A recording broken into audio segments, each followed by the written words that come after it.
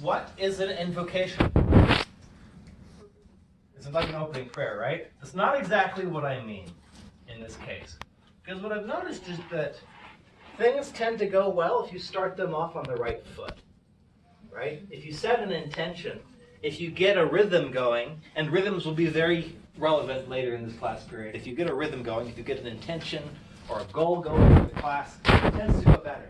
And actually, I think that's something that we do, that we acknowledge, right? We pray at the beginning of every meal. We pray at the beginning of every assembly in a church or our temple or whatever. And that prayer kind of sets the container for the whole thing. Now, I don't want to say a prayer.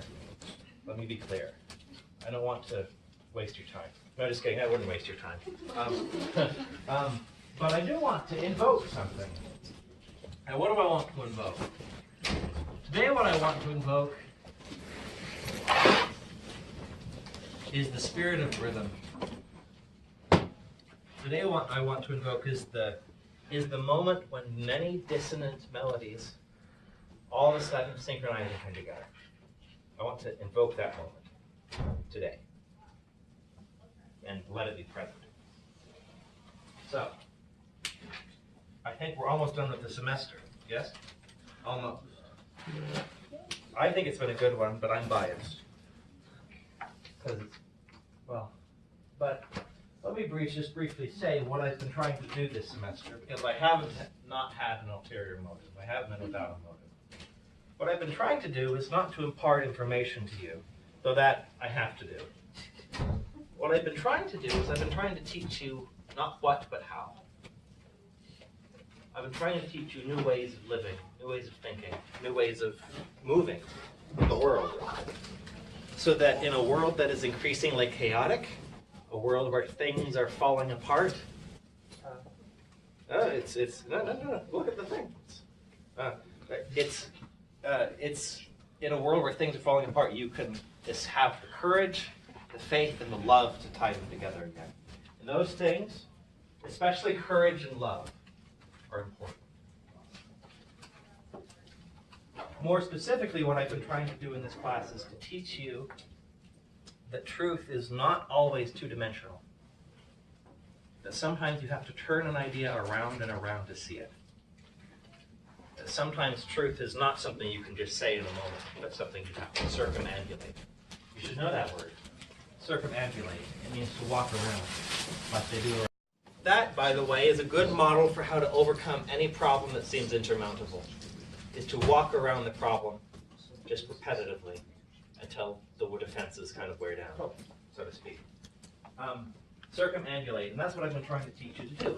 These classes, in my mind, and I don't know if I've done it well or poorly, have been my attempt to circumambulate the texts, to walk around the texts, to wear down the defenses of the text. Maybe that's a bad metaphor, but to circle the text, to love the text enough until it reveals its secrets. Because if you love anything enough, it will reveal its secrets to you. But sometimes you can't love on purpose. Love is a grace, remember. Even the lesbian. But guess that's not a quote from me, by the way. That's a quote from a guy named Luther Burbank, by the way. Anybody know who Luther Burbank is? Any food scientists in here? Any people working in vegetation or plant science? Anything? Any biologists? Any biology majors? So Luther Burbank is basically the reason we have most of the food plants we have today. He worked on domesticating plants to give us things like tomatoes and things like that, right? So that's Luther Burbank. But the crazy thing about Luther Burbank is the reason he was so successful, according to him, was because he figured he could talk to plants. He's the most successful botanist of our generation. So he must be onto something, right? And he had this idea that anything will give up its secrets to you if you love it long enough, or if you love it enough. Whether that's a plant, or a person, or a text, or even a rock, I suppose. But that's what I've been trying to do. I've been trying to love the text. I've been trying to walk around the text to show it love. And today, what I want to do in talking about things fall apart is to talk about things falling apart. Because things do fall apart quite often. You've seen that in your life, I'm sure. because you're human, but more specifically because you're human in this year, 2019. Things are falling apart. And that's not only a bad thing. You may be familiar with this word, disintegration. Like, I'm going to disintegrate you. Disintegrate? No, that's something else. But disintegrate, what does it literally mean? Well, it means to disintegrate. To remove the integration, to make it fall apart. That's what disintegrate means. But things are disintegrating because not only, as I alluded to last class, that the politics of the world are so fragmented, but also because, and not only because we can't understand each other, but also because, and crucially, the world is fracturing into something like a body. Now, isn't the body integrated? Of course the body's integrated, but it's not top-down. The body's not a top-down system. The body will die just as much if the pancreas dies as if the brain dies. It depends on all the parts. It's dispersed, it's democratized. It's not hierarchical. But the body, its integration, is more like a dance than an army, right? More like a dance than a chain of command. Because the brain certainly is in charge in one way, but so is the heart. The heart is in charge in another way. And so is the stomach. So is the skin. And what I am suspecting is that the world fragmenting is really the death of hierarchy, so to speak, in a certain meaning of the word. And what does that mean? And how does that relate? Well, if you look at the end of Things Fall Apart, where he's talking about the pacification of the tribes in the lower Niger, did that make you mad? I hope it made you mad. Holy cow. Like, because you have this whole evocative, rich, syncopated, rhythmic prose right up until that moment. In that last paragraph, it shifts. It's talking this highfalutin academic style about the pacification of these primitive tribes, right? And it's about how he committed suicide. Oh, this will be an interesting chapter in my book. Maybe not a chapter, maybe just a few paragraphs. That'll be nice. That'll be interesting. Just dismissing this whole culture, this whole mode of being, with a wave of the hand and a footnote, basically. But that's hierarchy in the bad meaning of the word. There's a good meaning of the word hierarchy, to be sure, but in the bad meaning of the word, what we're talking about is this culture is better than that culture. What that means is there is only one way to be. There's only one mode of being that is valid. It is in charge. Others can be good, but only as a footnote, only as a minor few paragraphs in my book. But in the sense that you can read history like a dream, let's look at the past. Let's look at the events of the past, 20 years. What stands out as the most important event of the last 20 years? What do you say? I would say it's 9/11. Yeah. And what is 9/11 an image of? Well, it's the collapse of hierarchy, in a certain sense. The collapse of hierarchy by an angry, terroristic influx from outside that hierarchy. Not to justify Osama bin Laden, of course. He's quite evil. But to say that the repressed often returns with evil mixed in. Interesting. But what else is the most important thing to happen, say, in the last 30 years? If you bracket 9/11, I would say it's the invention of the internet. The internet, for instance, is something that would have been unimaginable 50 years ago, and I think this is the reason. No one is in charge of it. No one is in charge of the internet. The internet has no head, has no CEO, has no king, no president.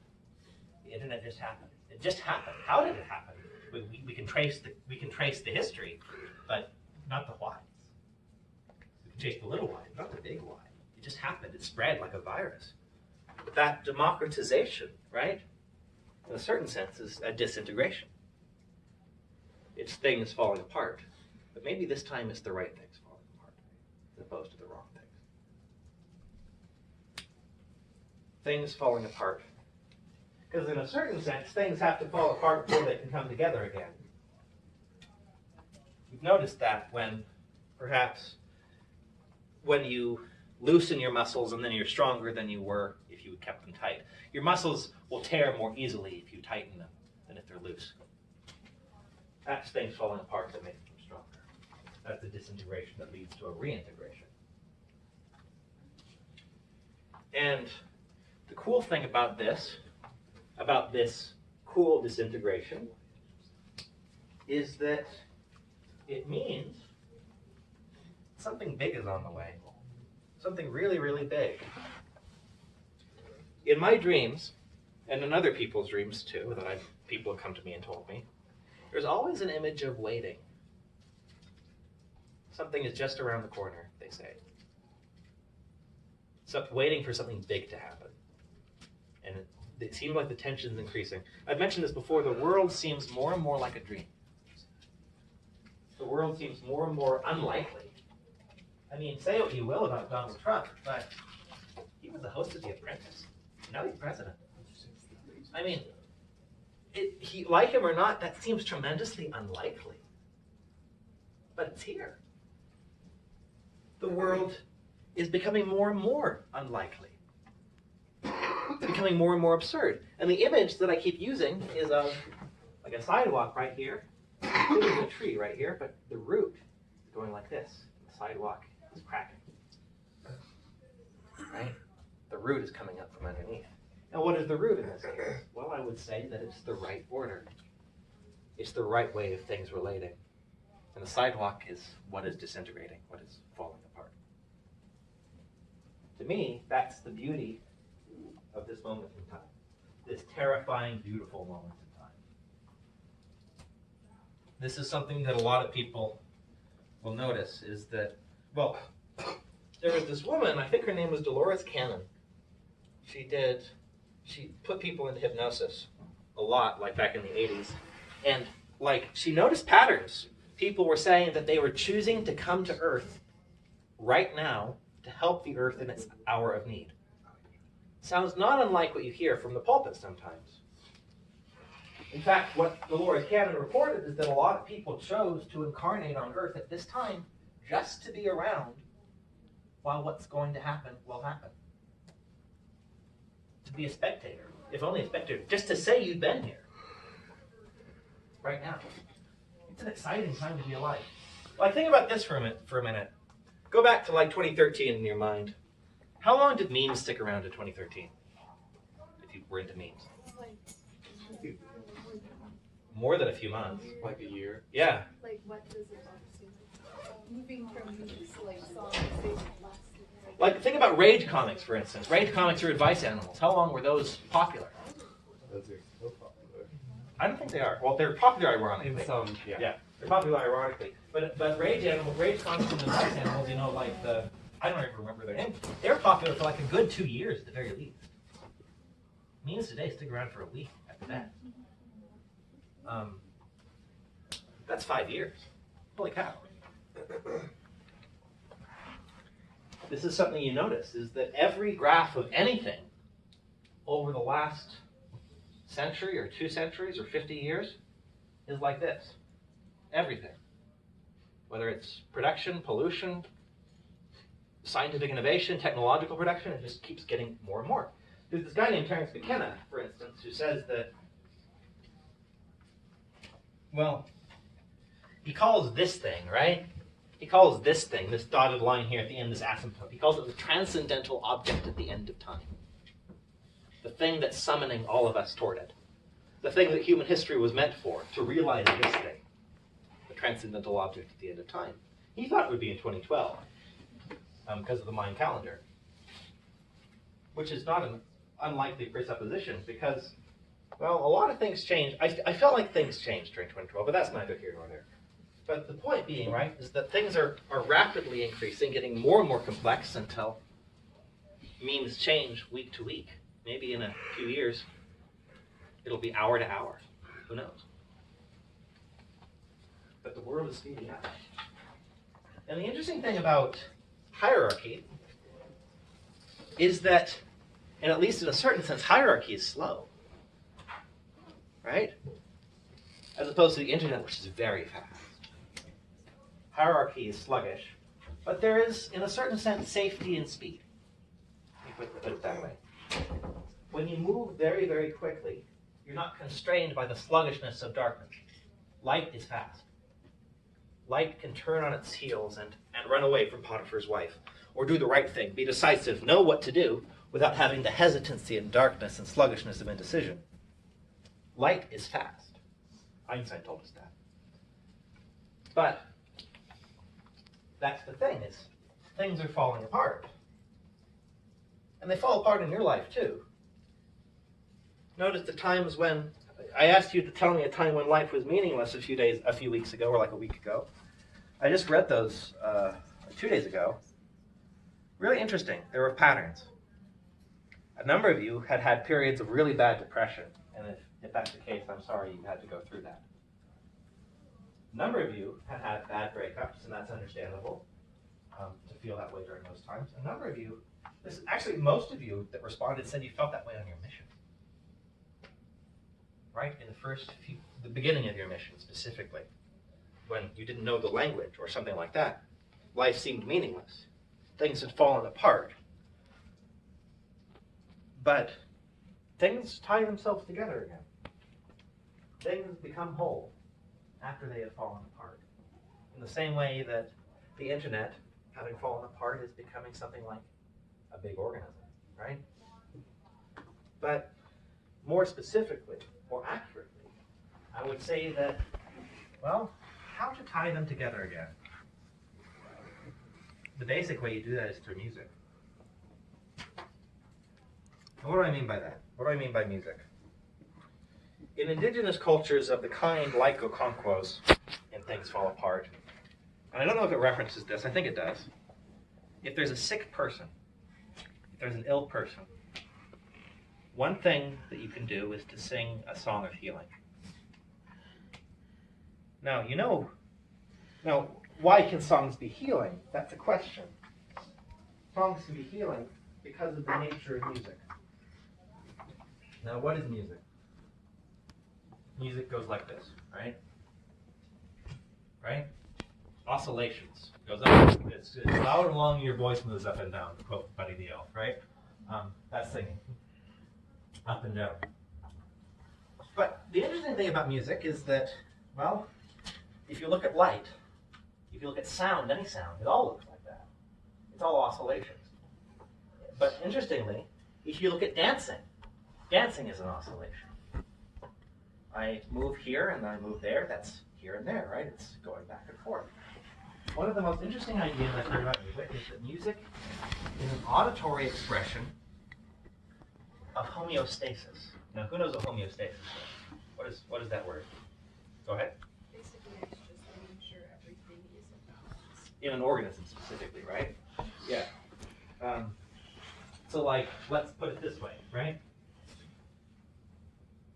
If this is if this is moving out of equilibrium one way, and this is moving out of equilibrium the one other way, the body, in a certain sense, fluctuates across every measure that you can measure for homeostasis, like temperature or things like that. But your heart is like that too. It goes up and down and up and down and up and down. One of the interesting things I've heard is that music is an expression of the human desire and the human need, and not only the human need, the life need, to reestablish equilibrium in a dynamic way. You know this if you dance in a social setting. There's a moment when you're dancing with another person, when you kind of sync, you kind of get along with them, and you're dancing to know if you can get along with them. Something new emerges, and that moment is a moment of equilibrium. It's a moment when things come together. It's a moment when things aren't falling apart anymore. And that happens through music. Music ties things together because music is about equilibrium. It's about synchronization. And then when you go back to the idea that tribes have songs that can heal, you think about why would that be the case? Well, it's because if there's a mental or physical illness, one way you can think about that is it's a disequilibrium, either with yourself or with your culture. And to sing the right song will teach them how to move and act and think in the right way.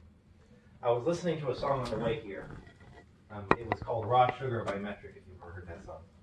But what was interesting about the song was that I noticed very, very explicitly that the song's genius was to synchronize a sense of sarcasm, desperation, and relief. It made a perfect synchronized whole, but they're very different emotions. That's what songs can do.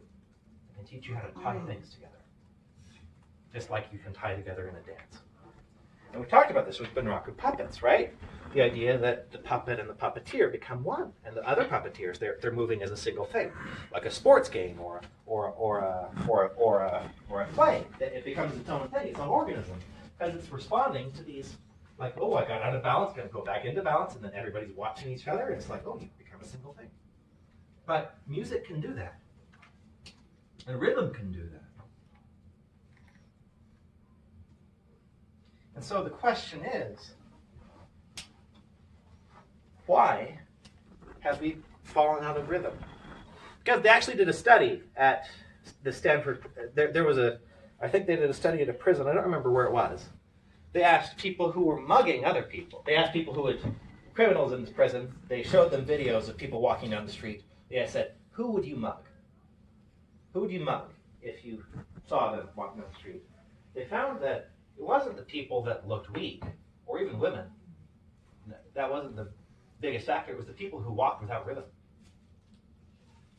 People who walked arrhythmically were the ones they would mug. Now, if you've fallen out of rhythm, it means you're floundering like a fish, right? It means you're out of your atmosphere. It means you don't know who you are. It means you haven't found your center. You haven't reached this point. It means you're going like, whoa, or something like that, right? And that's actually a healthy response if you live in an unhealthy environment. Take a fish out of the water, see what it does. It flounders, flops about to try and find its center. Take up a cat that doesn't want to be picked up. It'll go like this, right? It's a healthy response. Being in an unsafe situation is to twist about every which way until you find your center. But I feel like we're doing that right now. We're trying to find a center, trying to find a ballast point, the Archimedean point, right? To move everything around. And that's what we referenced last time, the center, right? The center is the sacred. The center is the thing that everything moves around, right? The origin. That's this point, right? That's the thing that everything moves around, that is the orienting origin. And it's the equilibrium state. It's the thing that is the rhythm keeper. And it makes me wonder if what we need is a new song, and hence number 4. But before I get to that, I would ask, what really is the problem? And I mentioned this last time, that maybe the problem is that we think that we can only have the one song, the old song, the song of supremacy and hierarchy and logic and rationality, which is a good song, but there are other songs. There are other songs. But if the one song thinks it's the only song, it can't dance. Can't dance, and it doesn't know its own edges. So in a certain sense, what we're drowning in is we're drowning in rationality that doesn't realize it's there. You know, as someone with autism, one of the difficult things is that I don't really know my own edges. I feel like a big fuzzy expanse. I feel like I don't know where my skin ends. But that's kind of what rationality is right now, is that it doesn't know where it ends. So it can't know where the other person starts. So maybe that's what we need to teach it, is we need to teach rationality what it is, so that it can know what other people are, what other modes of being are. Now, I started this class with an invocation. And what I mean by that is that I want to honor a mode of being. I want to honor a rhythm, set the metronome going at a certain pace, right? But what that really means is it's giving edges to something so that something else can also flow in, so to speak. Because the emotions are always the same. If you know your own edges, if you know who you are, you can encounter other people. They're always the same. And then going back to gender, right, what we talked about earlier this semester, the problem with a patriarchal culture, the problem with a culture in which men are unconscious and arrogant and women are overly conscious and trained into submission, as it were, is that there hasn't been a balance reached. You don't have the equilibrium. We don't have the point where there can actually be a dance between two modes of being. One is flooding the other. And because of that, we are suffering problems. So actually, to me, the response to the problem of the woman problem, right, is not only to elevate the woman, but also to honor the male. Because when the male stops being insecure, when it knows who it is, it won't need to subject women, so to speak. There can be a dance that goes, because I know who I am, I don't need to find myself in you, right? If we can get that dance going, then everything can be good. If we can get that equilibrium, that homeostasis, that origin, that center, then everything can be better again. But it isn't just the male that does that. It's not just rationality. It's the idea that, well, I would put it this way. It's the idea that the sacred doesn't exist. I mentioned that before. When things fall apart, you have an idea that there is a sacredness in life. That the gods are ever present, that there's a holy python, there's a holy tree. But we've lost that. We've lost the sacred. We've lost the Sunday. We work on Sundays sometimes, and it's like we don't have this extra point that lets there be another, right? We don't let there be a god or gods, or we don't let the sacred in. So really, if you're to sing a new song, what that song would need is it would need a sense of God. That's why it's so crucial that we're here at BYU, is that BYU is one of the only places that still honors the sacred. It's one of the only places that still orients itself around the central point. I'm immensely grateful for that. And I want to return here after I got my PhD, if that's at all possible. I want to return here because this place is special. It has a sacredness about it. Not in the sense, not the sterile, whitewashed sacredness that you might be familiar with in other contexts, but moreover and in addition, it's also the sacredness of knowing that there is a space around which, there is a sun around which you're all circling. Knowing that it isn't just individuals lost in a mess, but you're all synchronized around a single rhythm. Now, the interesting thing about that is that, well, maybe the LDS rhythm isn't for everyone. That might be true. But the other thing that it goes along with that is that once you've been enculturated in it, it's really hard to get out of it. Are you ever going to forget the lyrics to I am a child of God? I don't think so. One of the favorite things I like to say is that an ex-Mormon is just a Mormon with an X in front of it, so to speak. You can never stop being one of us, so to speak. You just do it in the opposite way. If you go to like the r/ex-Mormon subreddit on Reddit, you'll notice that the people there are as religious and devoted to the religion, only in a negative sense, as we are. You can't get rid of it. It's a part of you. You're still circling around it if you get rid of it. Because it's called you. It knocks at the door. You can open it or close it. It's a part of your bones. It's a part of your blood if you're here. And that's the thing about the Book of Mormon, is that the Book of Mormon says at the end, surprise, it's too late, you've read the book, now you're condemned if you reject it, right? But that's true. You reject it with more force than you would have if you'd just done it out of ignorance. And you get an illness, which is an illness of exaggerated hatefulness, that is really just a corresponding response in the other direction to the same center. To me, the solution to the problems in the church, and don't get me wrong, there are problems, is not to abandon it, but to honor it more fiercely. To make it a priority and a goal to find out exactly what it is we're circling and then worship it. Because that will give it edges. And if we're going to encounter any other modes of being, which might be important, it will only happen by knowing what exactly it is we're worshiping. Now, that's what I mean by the invasive species.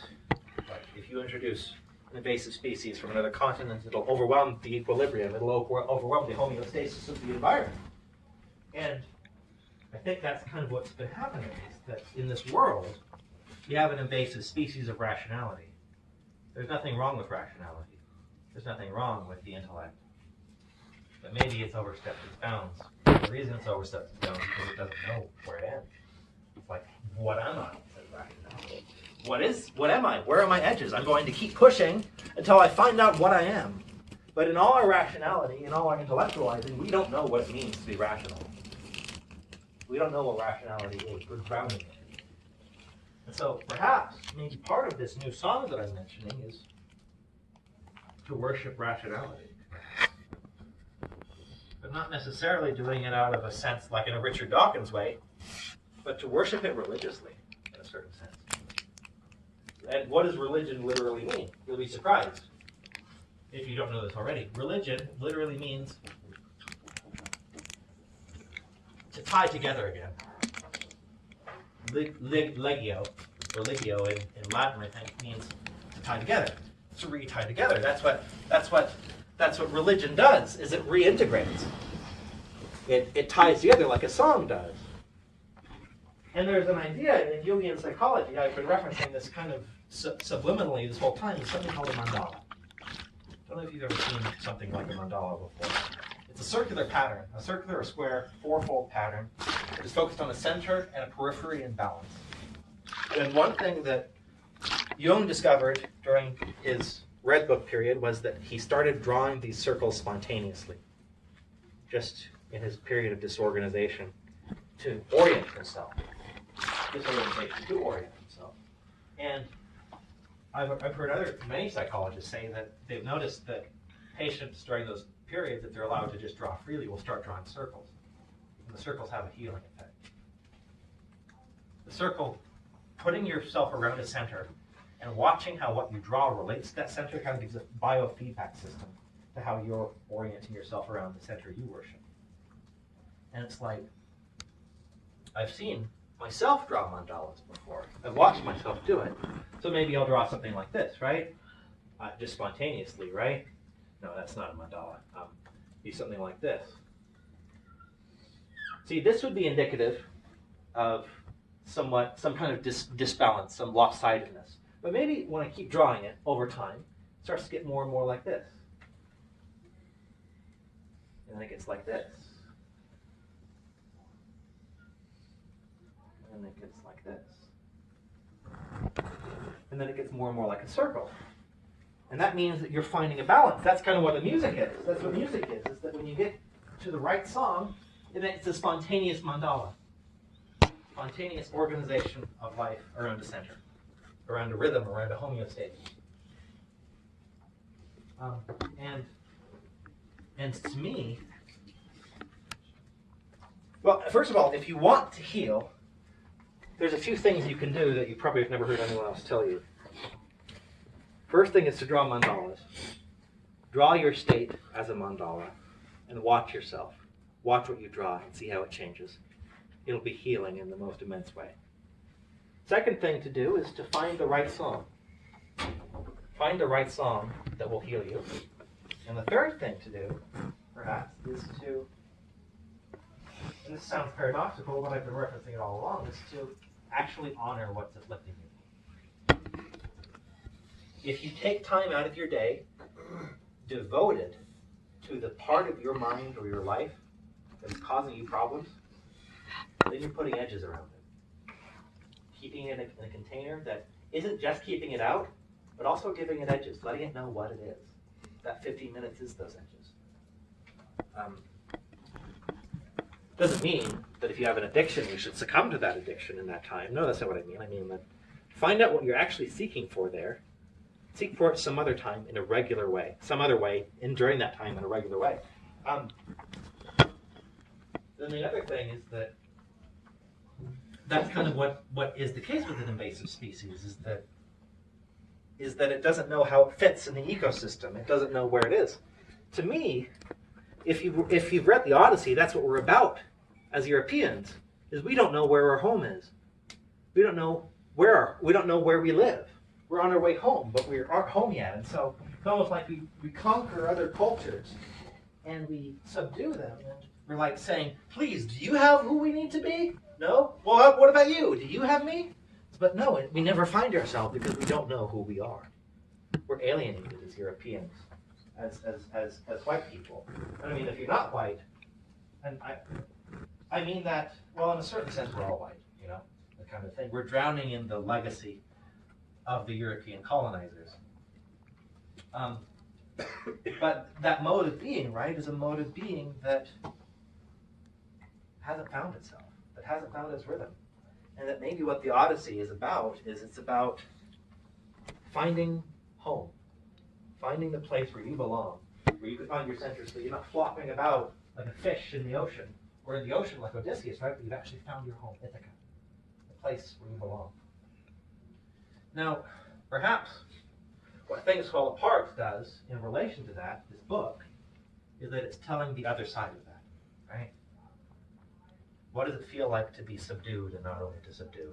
Attempt to find themselves. It's not good. It's not good. How does it feel to be used? It's not good. So maybe the lesson we can learn from it is that we need to search all over the world, to plant flags, to establish colonies, but don't do it out in the world. Do it in your heart. You don't have to go to Africa to establish colonies to justify yourself. Maybe what you can do instead is find out what you're missing in your imagination. Because your imagination is an amazing tool. In fact, one thing you can practice, and this is another healing thing you can do, is imagine the parts of you that you don't like or that are unfamiliar to you as another person, and then talk to them in your imagination. Let them talk. Talk from that thing when it's supposed to talk. And have a dialogue. That dialogue, what it will do is it will establish slowly, because all conversations do this, it will establish this homeostasis, this equilibrium between those parts. If you've ever walked into a room, or you've ever been around a person and you can feel some kind of energy from them, one way you can think about that is it's the effect of this rhythm. Because what do we call vibes, right? We call them vibes, right? This room has bad vibes. Where does the word vibe come from? Vibration, right? And that's what this is. And this is controversial scientifically. So no letters, please. But the heart, the physical heart, has an electromagnetic field about 5,000 times more powerful than the brains. And I'm not a biologist, but I've heard that one of the reasons that's the case is because the heart has a bunch of pacemaker cells, and the pacemaker cells are doing this all the time, right? They're synchronizing with each other, but long story short, right? The controversial idea is that the heart, the physical heart, perceives emotions. It perceives rhythms in the environment, so to speak. So it's like, if you've ever heard of like women's menstrual cycles kind of like syncing up over time, right? Or you walk with a friend and your footsteps synchronize, right? That's what we do. We synchronize rhythms like we do in a dance. And maybe when you feel out of vibes, maybe it's that subliminal rhythm trying to synchronize. But here's the cool thing is that not only you have a rhythm, each part of you has its own rhythm. And when you listen to songs, those rhythms trying to come into contact with each other, trying to synchronize. And that's what this conversation with yourself does. It synchronizes them like a song, like a music, like a dance. And that's what this mandala does, right? It synchronizes things. Puts things around a common center, around a common rhythm. And to me, what Things Fall Apart is about perhaps a very bad attempt at that. A very crude, poorly done attempt at a synchronization where one is much more dominant than it should be, right? Because it doesn't know where it stops. But you're talking about the new song, right? What is the new song? Well, perhaps the new song has everything to do with love. Because love really is the thing that lets everything be what it is. Love is the thing that lets every rhythm beat and the thing that synchronizes all the rhythms together. Love is synchronization. Love is the footsteps going in harmony. If you look at people in the street, the people that are most synchronized are often couples in their steps. I noticed that with Helen when I was there walking in Stockholm, our steps synchronized.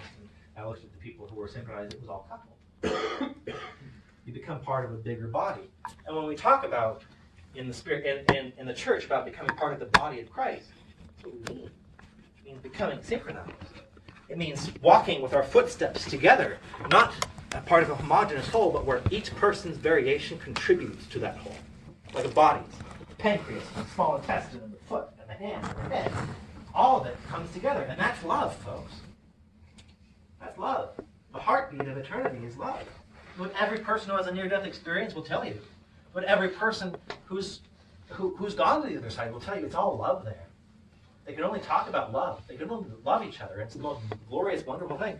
I was listening to a near-death experience last night where this person who was gay and was shamed for being gay their whole life went to the other side, and they just felt perfectly, inexplicably, totally loved for who they were.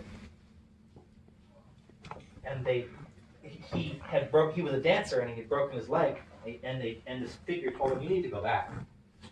Because he did go back, because we have the story, right? But he didn't want to. And that's the universal response, is they don't want to go back. They don't want to leave the place of love.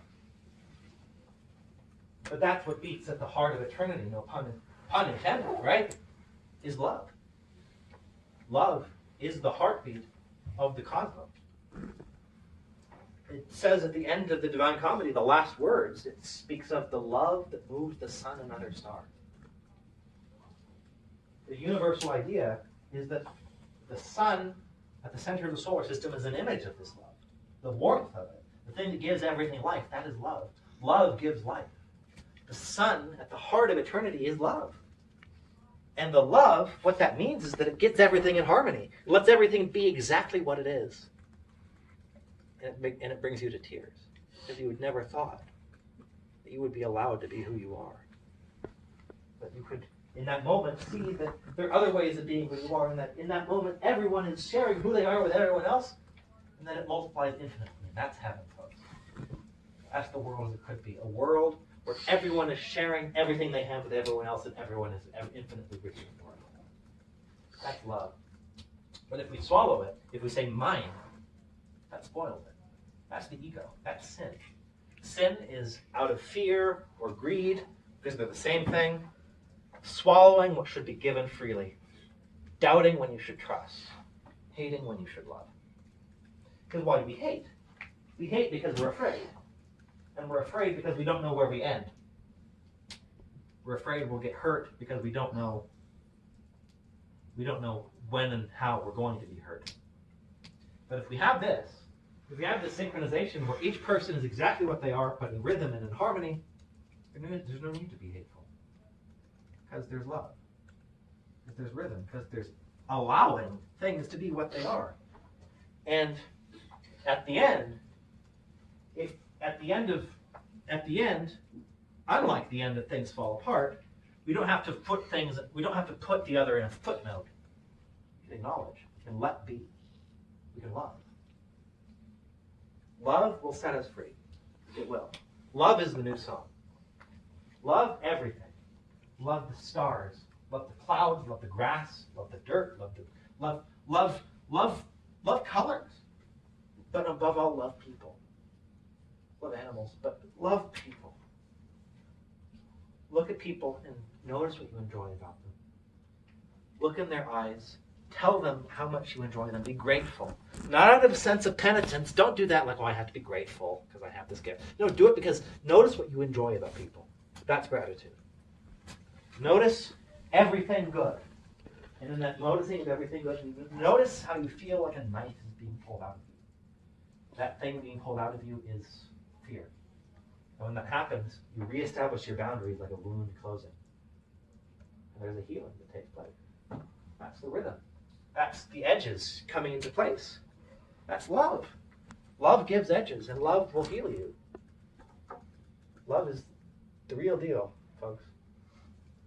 I haven't done this yet this semester, but I think I'm going to end with a testimony. I bear you my testimony that what beats at the heart of this university, but not just this university, but this church, not just this church, but the whole world, is fierce, unconditional, inexplicable love. And that there is a love that if you tap into it, will heal you of everything that is afflicting you. Love will help. Love will heal. And that if you share that love, that's how you do it. You do it by sharing love. You don't just drink in love, you share love. Love is like a glass that the more you pour it out, the more the original glass gets full. That's love. And I bear you my testimony that if you love everything that the Book of Mormon says about the daughter of Zion arising from the dust, with the house of Israel coming forth out of obscurity, come to pass. That will be not only you, but every indigenous culture that has been pushed down, every minority group, every oppressed group will come out of the dust, and that will happen through love. And I bear you my testimony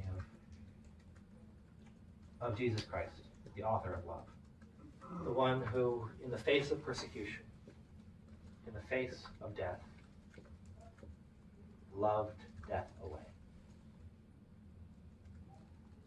I say these things in the name of that Jesus Christ. Amen. So you're free to go. Get out of here.